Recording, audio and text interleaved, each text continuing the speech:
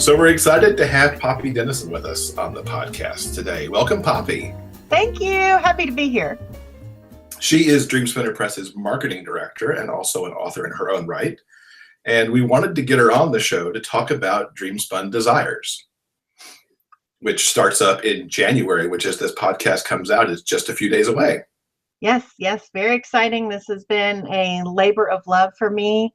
The first real project that I've been able to kind of claim as my own since I've been Dreamspinner's marketing director, and I'm just so proud. I'm so excited. Well, tell us how it started, where it came about from.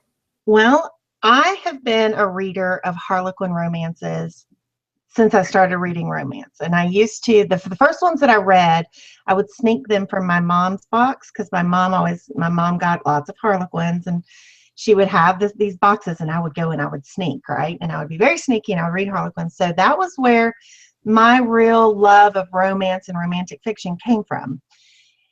And as I grew, as you do, you stop reading those, you move on to more, in-depth novels or different types. I started reading paranormal and urban fantasy and different things. But there was always something missing that sort of it's like a refreshment almost with category romances. You don't have to worry about somebody dying or somebody it's just happy and you just smile by the time you're done. And I realized that I missed that. And so I always was looking, and I would go through the catalog of different publishers, and Dreamspinner included, and say, where are those kind of guaranteed happy endings, And there just really wasn't a way to find them. You would stumble across them or you would get recommendations. And randomly enough, at the RT convention in May, I was having lunch with several of our authors, and they were talking about how heavy it is to write a lot of the novels that they write. They're full of that sort of angst, and they're full of drama, and they're full of what I like to call man pain. So they're just so heavy. And I said, well, let's write something lighter. Let's do a palate cleanser in between that heaviness and write me a happy, And they were like, can we do that? And I was like, yes, you can. And I basically double dog dared the authors that I was having lunch with to write me a category style romance because, that's what I wanted to read. And I was very fortunate that they were all on board. And 6 months later, the line will launch. So it's been, I'll say it'll be 7 months from May to January. The first book comes out 7 months later. It's been amazing. That's really quick. 7 months from inception to first. Yes, it is. But when Elizabeth North says that she wants something, I make it happen. And she was so enthusiastic about the idea. For anybody who doesn't know, Elizabeth North is the executive director of Dreamspinner Press and my boss lady. And she just absolutely loved the idea too, because I think that we both realize that readers want a way to find those titles. And this was the perfect way to be able to give them that, if you are looking for this, Dreamspun Desires is where you're going to go, is where you're going to find it. And we we're very lucky that some of the authors who were there with us at RT had immediately were able to have books in mind, or they had something that they had already started that they were like, whoa, if I just change this and this, I can make this happen. And they did. Within 6 to 8 weeks, I actually had manuscripts in hand after RT. So it was pretty quick. That's impressive. Our authors are amazing, I tell you. Poppy, now I know that a lot of readers of gay or romances start out reading things like Harlequin, and you often hear sometimes that they move on to gay romance because, there are various different reasons, but they get sick of maybe certain tropes in straight romance or the perceived inequality between the hero and the heroine, and they kind of find the genre refreshing and fun and new.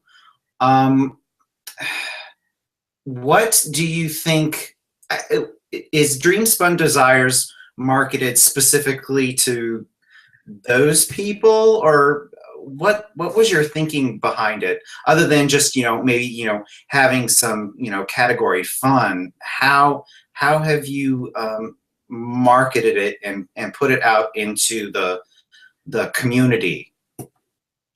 What my vision for these books is to give folks who have never read a gay romance a safe place to try one.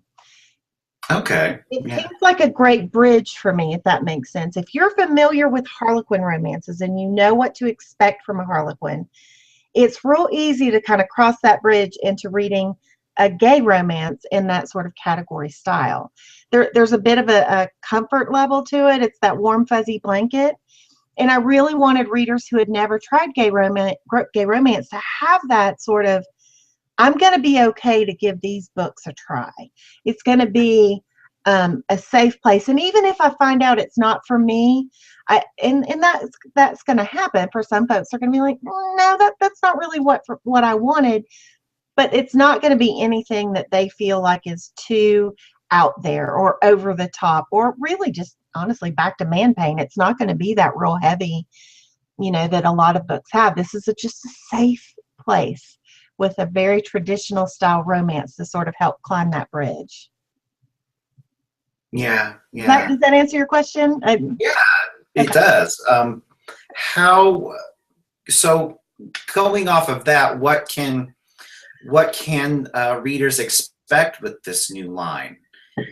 What would you compare it to in Harlequin speak, per se? What would, is it like going to be like a Harlequin Presents with lots of Greek billionaires, or what can we expect? We actually have a title that we just contracted that is called The Greek Tycoon's Green Card Groom. Awesome. It'll be awesome. It'll be out in the summer. But yes, we're gonna capture a lot of those original things. The sort of standards in Harlequins. We have cattle barons, we have millionaire bosses and secretaries, we have marrying the nanny, and lots of those really fun tropes. And really, now that gay marriage is legal, a lot of those fun things we can actually make happen in reality.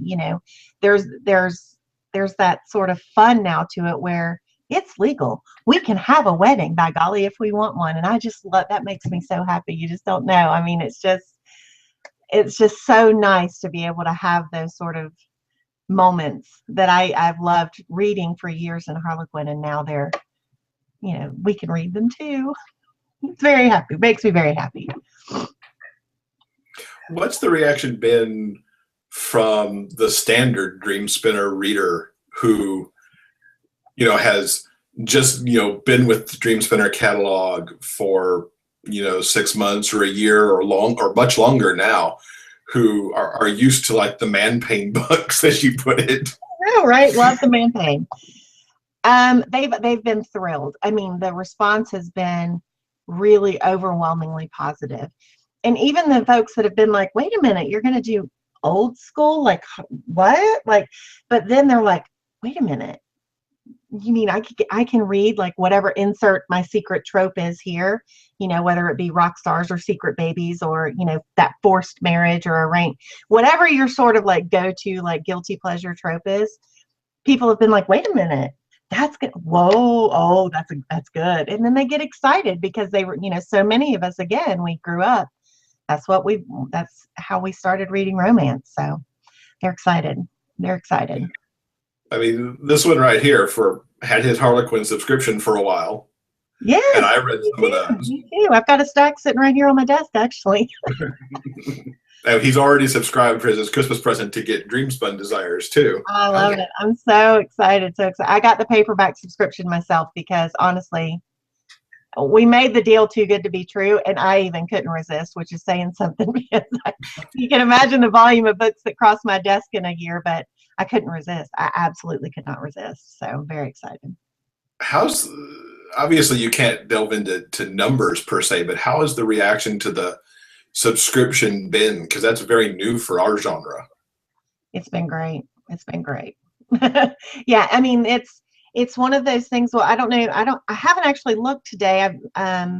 But it was, I think, number 3 on the Dreamspinner bestseller list for the subscription, which was pretty amazing, and especially considering the authors who are above us in that list. I'm very happy to be in that company.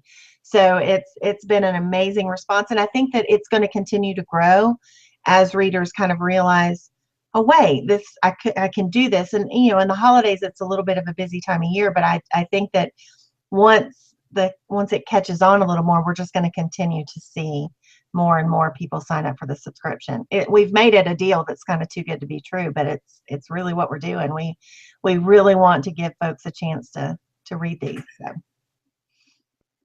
Yeah, it's very cool to see the paperback subscription too, because we're both kind of still addicted to paperback books and physical books in general. I don't know if you can see, I've got bookcase number 1 of 5 is right behind me, but yes, there's something about holding that book in my hand. I read a lot at night before I go to bed, and I don't want electronics. I want to hold a book and have my little reading lamp on, and it's just a great way to sort of wind down at the end of the day. And I don't want to have a gadget that's going to beep at me or blurp at me or the battery's going to die. I mean, I want that book in my hand. So yeah, there's always at least one paperback open on my nightstand. I'm always in the middle of one, at least. Sometimes more than that, but at least one. From the author side of the equation, how would you describe, more than you have already, because you've given us a fair insight into it, what a Dreamspun Desire is, if I'm a writer wanting to sit down and write it, that's beyond just having a happy ending and taking out kind of the man pain quotient of it? How would you describe favorite word? You've given me a new favorite word, I think. Yeah, it can be your new favorite. That's okay. Actually, I think I have to give Terry Michaels credit for the man pain. It was a few years ago, I was at an event and she was teaching a class and she was discussing man pain. So, shout out to Terry Michaels. I think that what's different about these is this is very romance driven. A lot of romance novels in general these days, there's a lot of different plots going on. There's a lot of different subplots and lots of different characters and world building and all of those important things. And that's important also in a category romance, but the romance is always front and center. So whereas in a typical romance from Dreamspinner, you can, kind of have some side things going on or some things going on that aren't directly related to the couple coming together for the happily ever after. In a Dreamspun Desires book, it's really all about the journey to that happily ever after. So a lot of those subplots that sort of make the story big are really focused down, so the romance is the most important element. Does that help? Does that make sense? Yeah, I think so. It's all about the romance. When it comes to this new line, are they all gonna essentially be contemporary, or is the line eventually gonna explore other subgenres, like maybe paranormal or historical or other classic Harlequin type genres? Well, I'm torn. The answer to that is maybe. Okay. I really don't know yet. I mean, the subject has come up. I mean, there is discussion taking place sort of behind the scenes and in the ranks of the Dreamspinner, family. But I think for right now, I really want to keep the focus on that traditional style. Mm-hmm. Perhaps if we do expand, I may look into doing some romantic suspense, because I think that's also a really good bridge. But I think definitely the first year. First year, I already have it's booked in the bank, done. It's all going to be contemporary. And probably I would say into 2017 as well. I'm going to keep it really focused. But that depends on reader response. If I get readers, if your listeners, if you want romantic suspense, if you want historical in this style, let me know. And if I get enough readers, knocking on my door saying, gimme, gimme, I'll make it happen. As this has shown, I can make things happen. I just need to know what the readers want. And then, that's one great thing about our genre is that our readers aren't afraid to tell us what they want. So I do, definitely want to hear their input. And it's impressive, again, how fast you turn that too. I can't imagine anything happening in 7 months in traditional publishing. Well, it's one of those things that it sort of happened, the speed of it actually happened quite by accident. So we had our lunch that day at RT that I mentioned earlier, and I think there were 6 of us at that lunch. I'm pretty sure there were 6 of us who had lunch together, and everybody was on board. And basically, like I said, I basically just double dog dared them, and they were just doing this for me. And it was sort of going to be, I was going to be their cheerleader and their champion and help them out and, make sure they were keeping the angst and man pain out of the picture.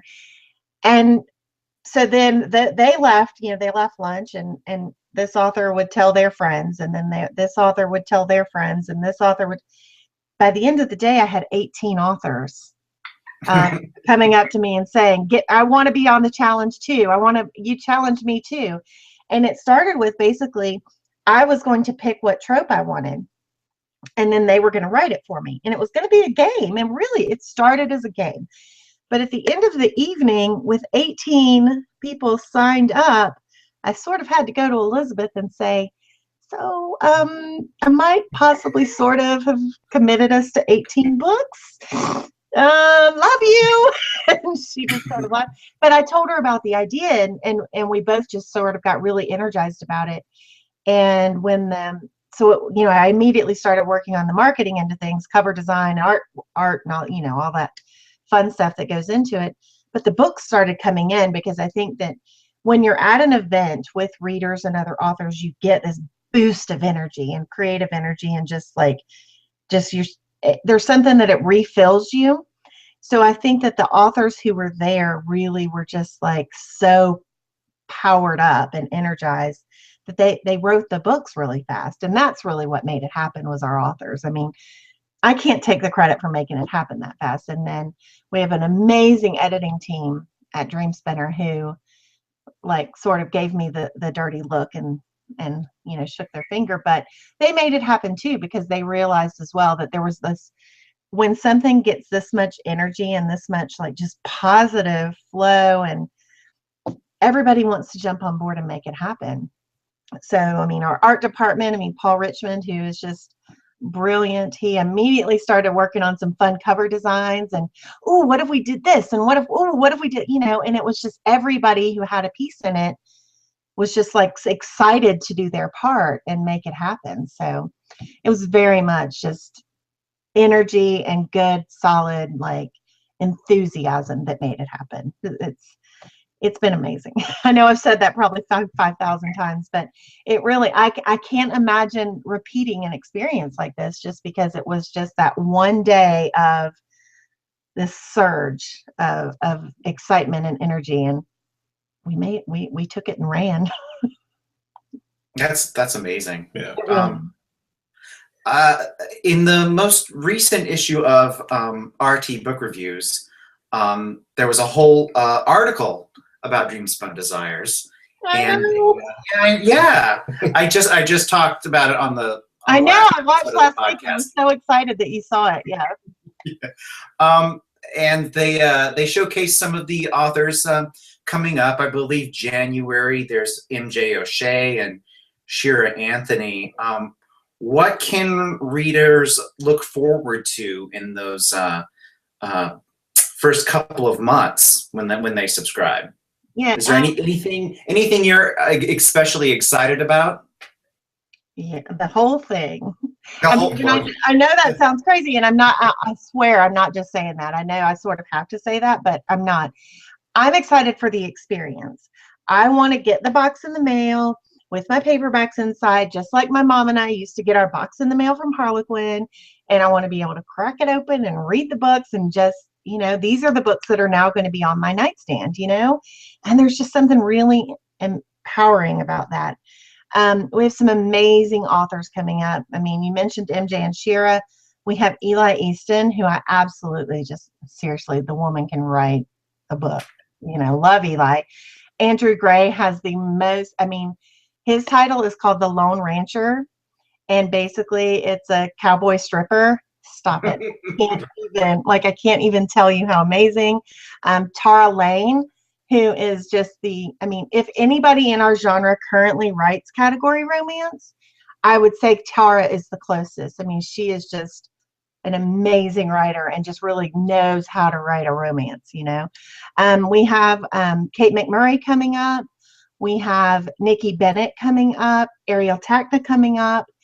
Trying to think, there's so many coming up that I've got actually one of our authors was another author that we met at RT who had never written a gay romance, but heard about the idea, wanted to write one too. So we actually have her coming on board in May or June. I think her title is slated to come out. So the energy to this has just been amazing. So we've got some really good stuff. And the books, of course, I've been reading the books. I've been claiming that I needed to for market research, right? Because, you know, that's legit, right? Yeah. So I've been reading the books. Don't you worry. And they're just, they're exactly what I remember the Harlequins being, you know, that I used to devour. So. Yeah. Do you have, what is your personal favorite trope? Oh, Secret Baby. Without a doubt, Secret Baby. Secret Really? Baby. Okay. Okay, don't laugh, because right here I have Harlequin. This is a suspense, I think, because I like this. Yeah, it's a romantic suspense. Baby on the cover, sold. Like, I can't even. What is it? Oh, look, this one was one that I got from RT last year. No, from RWA last year. Baby on the cover, sold. I mean, these are the books that I'm currently reading. If it's got a baby on the cover, forget about it. It's done. So that's my thing. Is there a Dreamspun that has a baby on the cover yet? Not yet, but it's coming. It's coming. So, we don't actually have a Secret Baby yet, but I'll do a quick shout out because somebody told me that Secret Baby could not be done in the gay romance genre. I say, Mary Calmay did it with her book Again. Secret Baby, gay romance.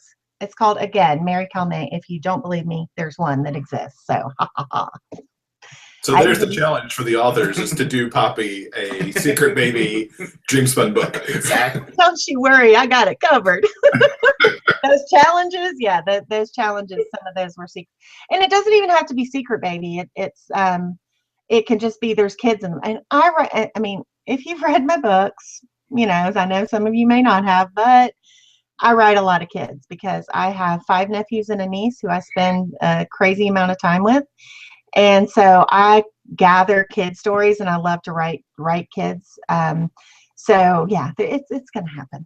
It's going to happen. We already have a nanny book called The Modest Miracle. Oh goodness, I'm going to feel bad if I have the wrong title. I think it's The Modest Miracle, and it's a nanny story. So I already got a little bit of a kid fix.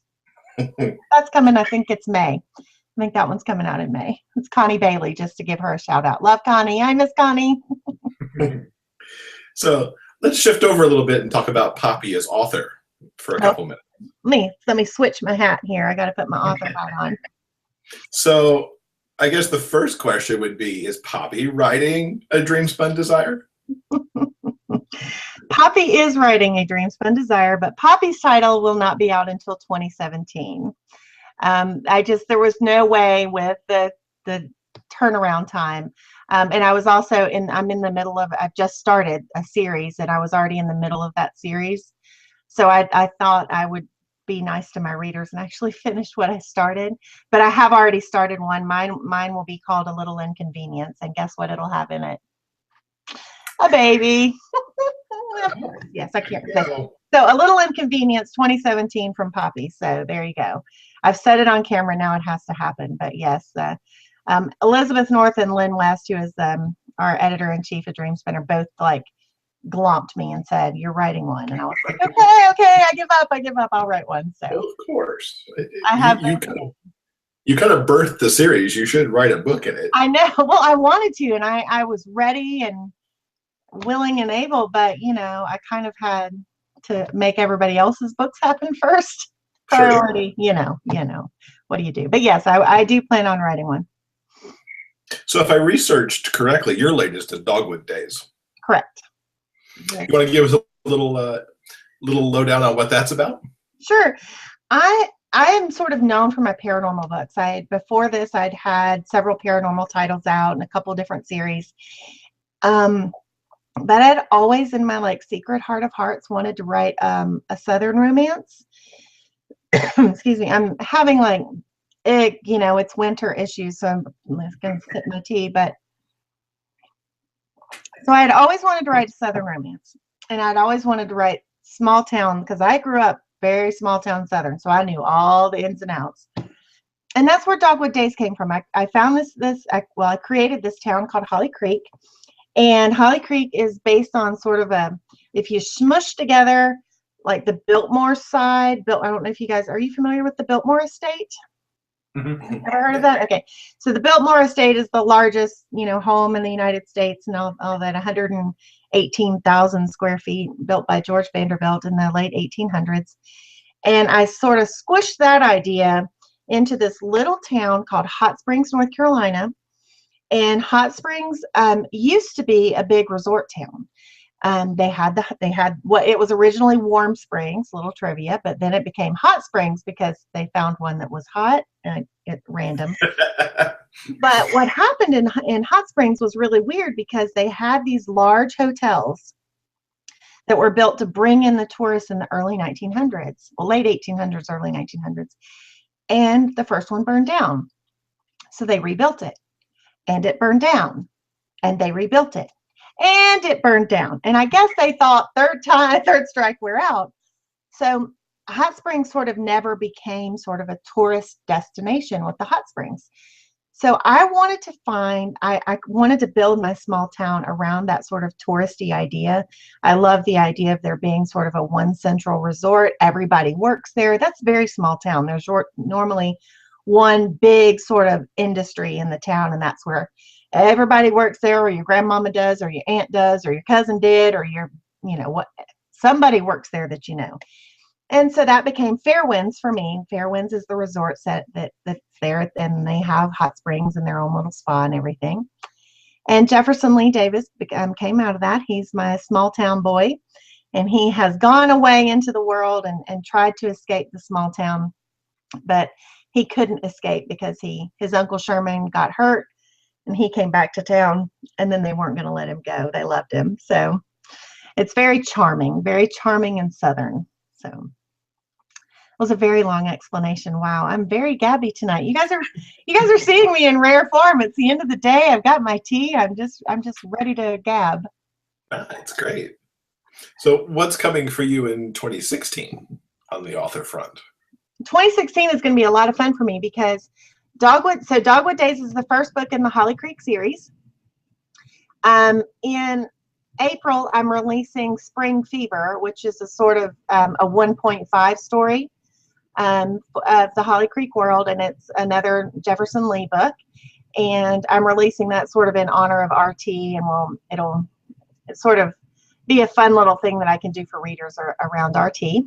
And then after that will be Blue Ribbon Roses, which will be the book 2 in the Holly Creek series. So that's sort of what's on the agenda for me for next year. Cool. It's all about Holly Creek. That sounds good. Yeah. Poppy, yeah. Every week on the podcast, we try and ask a question of the week related to either writing or reading, and this week we wanted to ask, since we're nearing the end of the year, we wanted to ask our readers what their favorite gay fiction or gay romance title of 2015 has been. And we wanted to ask you, what's I imagine you read a lot. What's your favorite read of 2015? Do I have to just pick one? You can pick a few. One because I'm not. I've got like 3 or 4 on my list, so if you need a few, you can certainly do it. Well, I just finished Reese Ford's Fish Stick Fridays. And first of all, Reese Ford, I would read her grocery list. Like, I absolutely worship her. She's an amazing writer. So Fish Stick Friday is definitely a favorite of 2015 for me.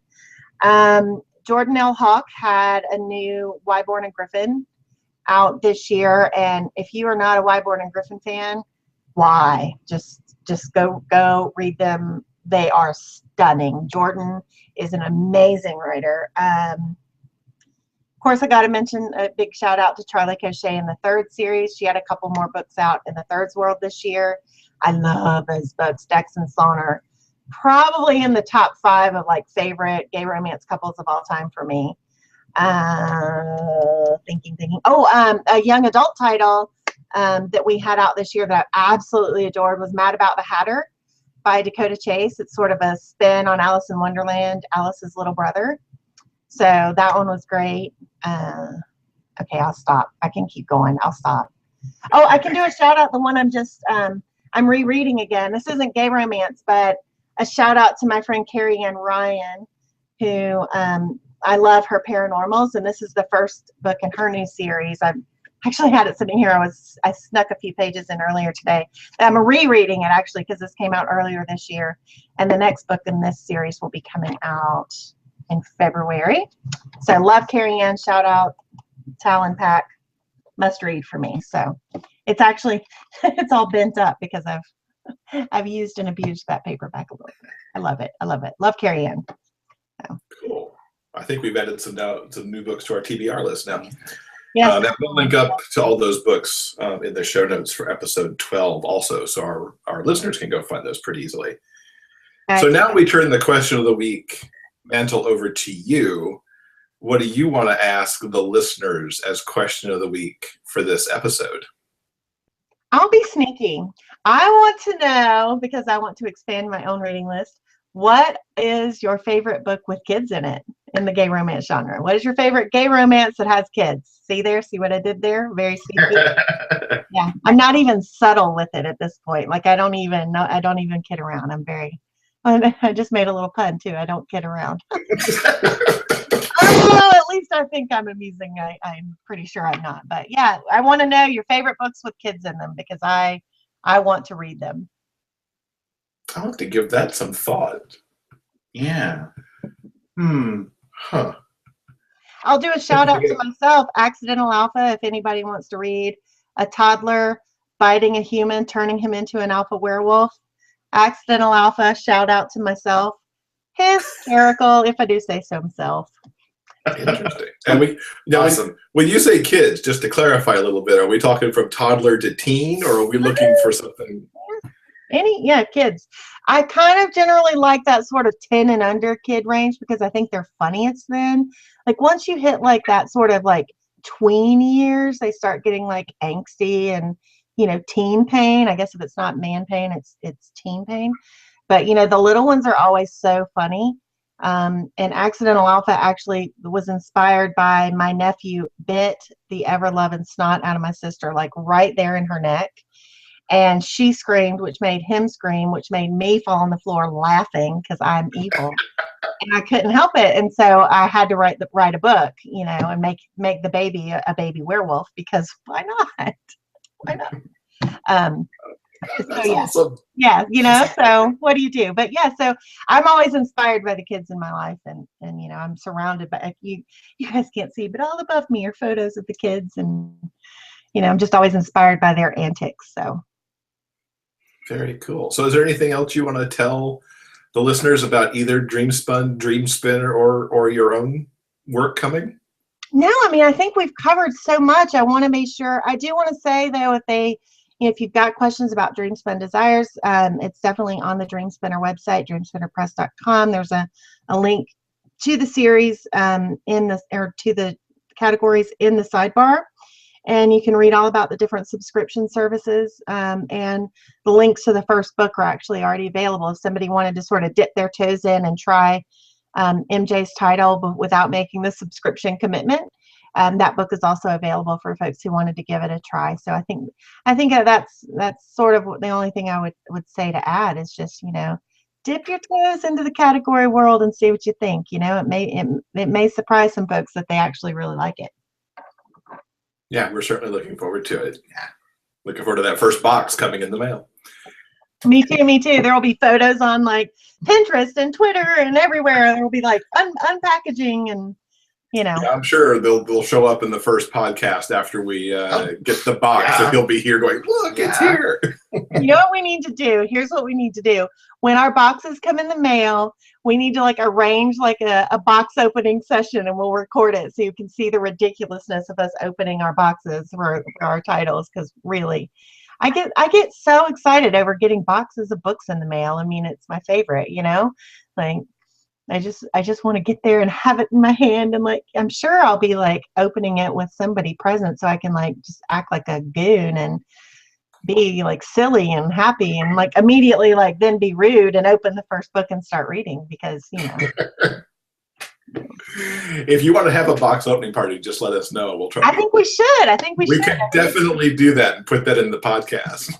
I definitely think that we should. And I think we should invite readers and say anybody who's getting that paperback subscription, you know, give them a link to come in and join a hangout and we can do a box opening. I think that would be so much fun. We could completely do that because, I mean, a hangout, I think, can only hold 10, but we could certainly invite 8 other people along for the ride. Absolutely. I think we should. I've got some folks in mind that I know have already, I honestly started getting emails that were like, oh my gosh, I can't believe I did this. I just ordered the paperback subscription. Like for people who have been diehard ebook readers, but they couldn't resist the urge of the old school getting the box of books in the mail. Well, we'll put it out. Obviously, it's going to be part of our interview. And if you want to invite some people, I say we make that happen. I don't know if Dreamspinner can coordinate getting our books all to us at the exact same moment. But probably not the exact same moment. We'll have to try to resist to open it for a couple days. But I think I might be able to manage, you know, waiting a couple days. So, but it'll probably be right around New Year's because they'll be shipping out, you know, right around the New Year. So we'll have to coordinate. Yeah, let's stay in touch. I think that could be fun. Yeah. Everybody leave a message on Jeff's Facebook wall when your box arrives so we can see what I did there? That's very sneaky, very sneaky.